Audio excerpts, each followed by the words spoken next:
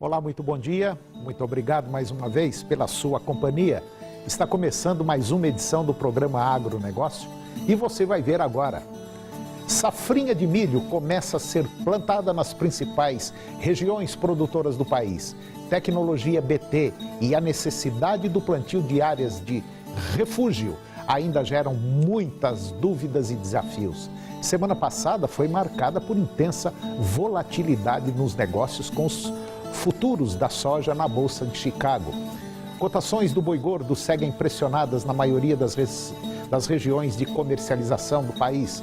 Portaria prorroga por um ano o prazo de vigência do estado de emergência fitossanitária relativo à praga Helicover parmígera, principalmente em Mato Grosso, Bahia, Maranhão, Goiás e Piauí.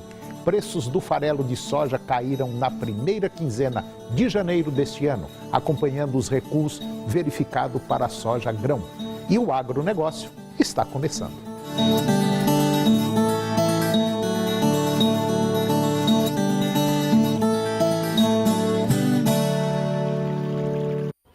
A safrinha de milho, ela começa a ser plantada nas principais regiões produtoras do país e com isso o momento é importante para que os produtores coloquem em prática os seus aprendizados.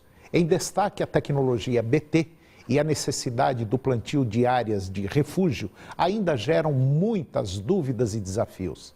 E o milho geneticamente modificado, no qual foram introduzidos genes específicos dessa bactéria de solo, que é essa bactéria do BT, que promovem na planta, e assim o milho BT é uma cultivar de milho resistente a determinadas espécies de insetos sensíveis a essa toxina. Apenas 8% das áreas de milho BT adota o refúgio corretamente. Porém, o uso dessa variedade de milho exige a necessidade de reservar 10% da área para refúgio. E esse refúgio, por sua vez, deve ser estruturado, dividido em faixas estruturadas a cada 800 metros ou então na borda dos talhões. Mas, efetivamente, precisa respeitar uma distância destacada. Não é só fazer o refúgio, tem que ser de forma adequada. No meio do caminho, os produtores podem tropeçar com algumas dificuldades na hora de estruturar a sua área. E uma delas é a semente. Há uma dificuldade de se encontrar sementes de cultivares semelhantes com o mesmo ciclo para realizar uma área de refúgio estruturada. Muitas vezes as empresas não ofertam ou não possuem disponibilidade desses materiais. A não realização dessa área de refúgio também pode levar ao risco de perda da eficiência da tecnologia. E muitas tecnologias já foram perdidas ao longo dos anos. Se nós quisermos manter essa eficiência de tecnologia, temos que monitorar e fazer manejo de resistência para conseguir prolongar essa resistência. O problema também se destaca em outras culturas como a soja, na qual a tecnologia BT, que já necessita de aplicações para controle da espedóptera, caso não for monitorada, pode ter quebra de resistência para outras espécies de lagarta que ela controla. Para buscar informações, os produtores podem ter acompanhamento de um engenheiro agrônomo responsável pela propriedade e das próprias empresas que vendem as suas sementes ou ainda em sua associação de produtores local. A semana passada, ela foi marcada por intensa volatilidade nos negócios com o mercado futuro da soja lá na Bolsa de Chicago.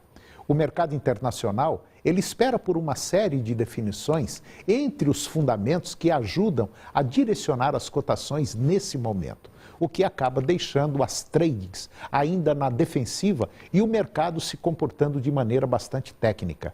Além do mais, segundo reportam analistas e consultores internacionais, o mercado se ajustou também nesses últimos dias ao período do Ano Novo Lunar, lá na China, que se estende até amanhã, dia 2 de fevereiro.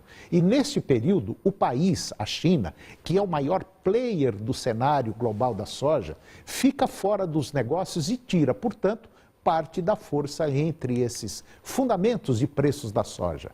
Assim, a pouca movimentação, o dólar abaixo de 3,20 e o foco na colheita e tendo de driblar o excesso de chuvas, principalmente no Mato Grosso, ainda mantém o produtor brasileiro afastado de novas vendas com a safra 2016-2017. E em função da conta cambial, o produtor brasileiro perdeu boa parte da sua receita nos últimos 30 dias.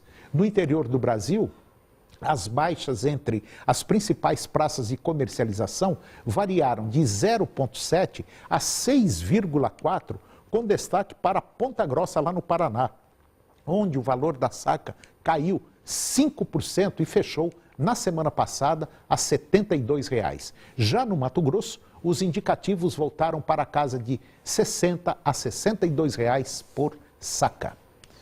E agora vamos ver como é que anda o tempo para hoje aqui no estado de Goiás. Para a maioria dos municípios, nós teremos hoje chuvas isoladas, muitas nuvens, com curtos períodos de sol e chuvas em algumas áreas. Para outros municípios, nós teremos esse tempo com nuvens, com curtos períodos de sol, mas porém sem chuva. Vamos conferir agora a temperatura para os principais municípios produtores de Goiás. São Miguel do Araguaia, 33 a máxima e 22 a mínima. Minaçu, 32 a máxima e 24 a mínima. Posse, 30 a máxima e 22 a mínima. Aruanã, 33 a máxima e 22 a mínima. Cabeceiras, 28 a máxima e 22 a mínima. Itaberaí, 29 a máxima e 20 a mínima. Cristalina, 27 a máxima e 19 a mínima. Mineiros, 29 a máxima e 19 a mínima. E Rio Verde, 27 a máxima e 19 graus a temperatura mínima. E depois do intervalo, você vai ver que as cotações do mercado do boi gordo, elas seguem pressionadas na maioria das praças de comercialização do país.